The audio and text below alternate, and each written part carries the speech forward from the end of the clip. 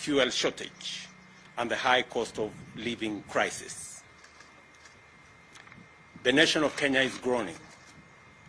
We are in collective anguish and economic crisis. The devastating effects of this current economic crisis is now manifest in the artificial fuel shortage and skyrocketing prices of basic food items. Millions of Kenyans are witnessing in bewildered agony as fuel pumps run dry and queues grow longer due to this artificial shortage, which has already disrupted the entire transport sector. Kenyans are now forced to dig deeper into their pockets for bus fare, and border operators are being driven out of business. The skyrocketing prices of food items has pushed the cost of living beyond the reach of millions of Kenyans. Many farmers have failed to plant because the price of fertilizer has moved from 3,000 last year to a high of 7,000 per 50-kilogram bag, a price that is well beyond the reach of most farmers during this planting season. It thus therefore means that this year's harvest will be dismal, further compounding the problem of food security in our country. Cooking gas that was retailing as 2,300 in February, just 2 months ago, is now sold at Kenya shillings 3,350. The price of 10 liters of cooking oil, which was retailing at 1,450, now is selling at 3,100. And as already stated, fuel shot up from Kenya shillings 135 per liter of petrol to between 150 shillings and 205 in some parts of our country. Hospitals that rely on fuel to maintain life support equipment are equally in a crisis. The government of Kenya knows that millions of households cannot cope with these prices. The largest casualties, naturally, of this crisis is the vulnerable in our society.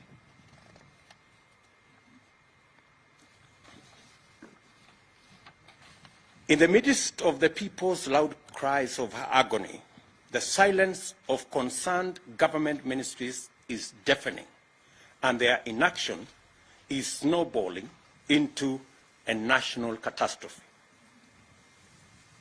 Kenyans are calling on the National Treasury and the Ministries of Energy, Petroleum and Agriculture to address, among other issues, the following. Noting that there exists a consumer protection mechanism to cushion Kenyans from adverse fluctuation in fuel prices, this mechanism is financed by the taxpayer at the pump through the Fuel Levy Fund. We ask, where is the 39 billion shillings Petroleum Development Levy Fund meant for the fuel subsidy program as this crisis deepens? The Auditor General has already raised questions on the irregular and illegal diversion of these consumer protection funds to state agencies and unnamed private entities.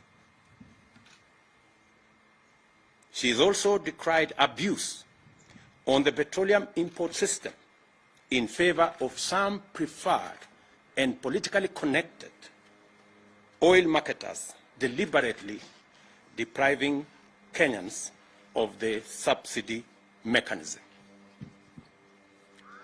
Can the Treasury also confirm or deny that the diversion of funds has been used in debt servicing and infrastructure development without the approval of the National Assembly? Can the Ministry of Energy and Petroleum list the import quotas that have been allocated to oil marketers over the last 1 year, and which are these oil marketers by name? The Petroleum Products, that is Tax and Levies Amendment Bill of 2021, whose passage has been frustrated in Parliament, should be processed, and all the roadblocks and back and forth between the different departments of government be removed, so that this bill can be passed as a matter of national emergency. For the record, this bill seeks to reduce the huge levies on petroleum products. That is the reason why our prices in Kenya are beyond the international prices, including prices in our neighboring countries. Why, we dare ask, hasn't there been any subsidy allocation in the budget in the last 3 years, including in last week's supplementary estimates, where our Kenya Kwanza MPs tried to provide for allocation for the subsidy program on fertilizer, but it was frustrated. Only for the Ministry of Agriculture to engage in the current PR stunts late in the day to pretend to provide subsidized fertilizer. We understand that the ministry is all over the place trying to launch some subsidized fertilizer program. This is not only ridiculous, but absurd. How do you, for example, make a farmer who requires 1,000 bags of fertilizer to queue for 5-6 hours, only for him to be or her to be told that you can only get 10 bags in a very widely publicized launch? I mean, if you're going to give 10 bags of fertilizer, please avoid the unnecessary launch. The high fuel prices are unprecedented and are not due to ordinary market responses to global crude oil price dynamics. Our problem is cruder and more local. This is the result of collusion between monopolistic cartels and economic saboteurs on one hand, and oblivious, reckless, insensitive, and incompetent public officials on the other. Insatiable greed and corruption is driving us over the cliff. The current state of affairs is a clear manifestation of the vestiges of the conflict of interest and state capture that is now pervasive in all sectors of our economy.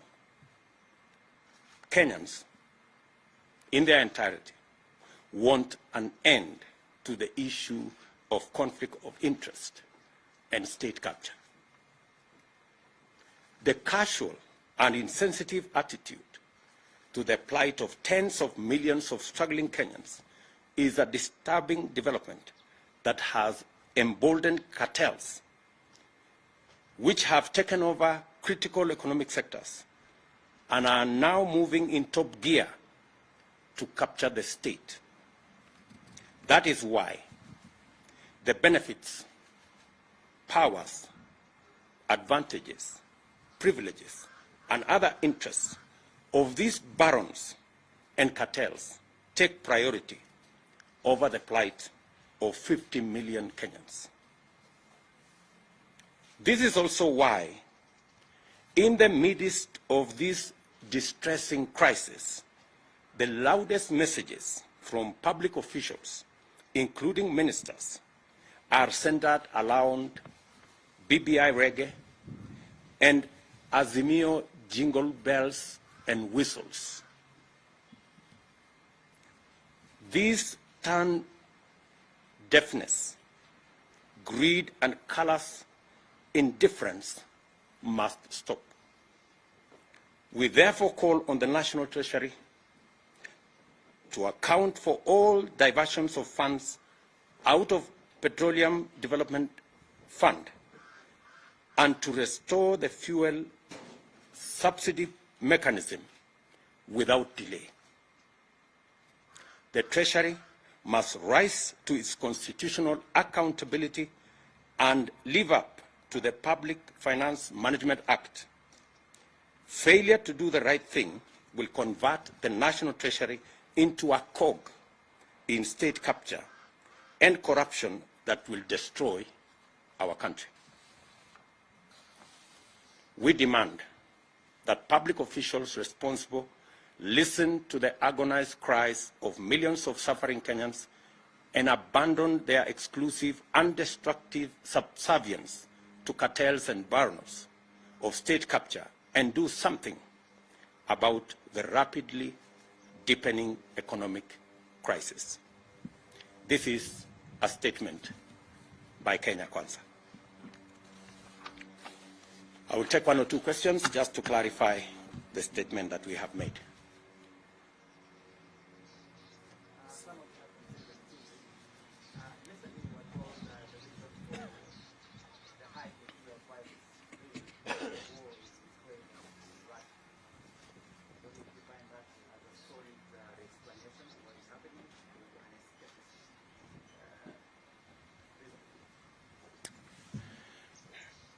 The people telling us about Ukraine and Russia are also telling us that there is no shortage of fuel.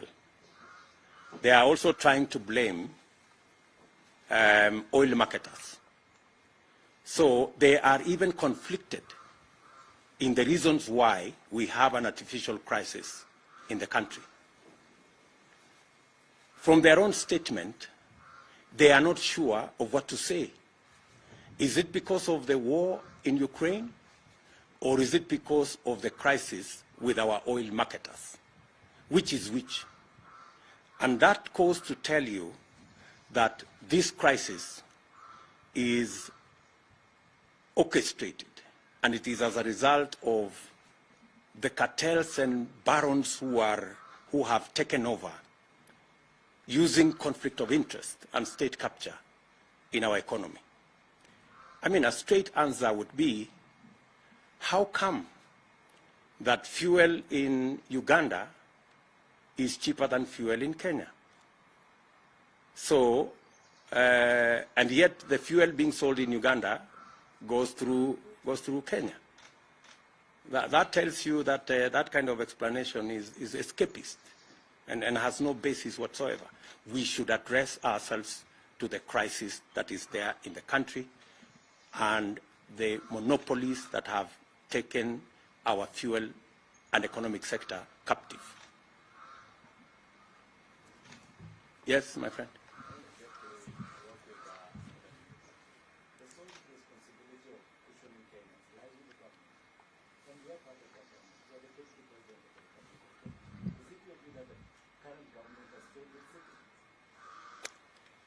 Kiru, Yanet, you don't live in Kenya. I mean, honestly. You know as much as I do the situation in Kenya. You know that what was government is now like the opposition, and what was the opposition is now behaving like it is government. It is that confusion that has visited on the people of Kenya an accountability problem, because there are no more clear lines between the people in the opposition and the people in government, because greedy people who are supposed to be discharging their responsibility on the other side of government, because of greed, decided to come and become cartels and barons in government. So the responsibility we are discharging here is because we believe in the citizenship of our republic. This is somebody else's responsibility, but we are forced to do it because we have the interests of the nation at heart, and we want the right thing to happen in Kenya. We would have chosen to keep quiet, but the crisis in Kenya cannot allow us to keep quiet. Yes. So the president has signed the supplementary appropriation bill, out of which I think 34.4 billion to be released to oil marketers. Does this address your fears? You know, we are locking the stable when the horse has already bolted. We will see what will happen, because this should have been addressed before we got ourselves into the crisis that we are currently in, before the long queues and before the suffering that the country is going through. As a result of the fuel crisis, we have serious price fluctuations in all basic food items, because to a great extent they are dependent on the prices of fuel. So as we go around this, just you may want to know that that supplementary estimate was brought just last week. You know, the fuel crisis has been long in coming, and you actually don't need the supplementary estimate to be able to deal with this. There was already money in the Petroleum Development Fund. Where did that money go? As I have told you, the Auditor General has raised queries of the diversion of that money into illegally and unconstitutionally and irregularly into areas that shouldn't have been the function of money meant for fuel subsidy. So the question still begs, what happened to the Petroleum Development Levy Fund? Why was the money diverted in the first place? Why was it diverted to state agencies? Why was it diverted to private entities? By the time the Auditor General is raising questions, it tells you there are millions of questions on matters to do with conflict of interest, corruption, and possibly what we have always said, state capture. Are we done? Good. Thank you very much.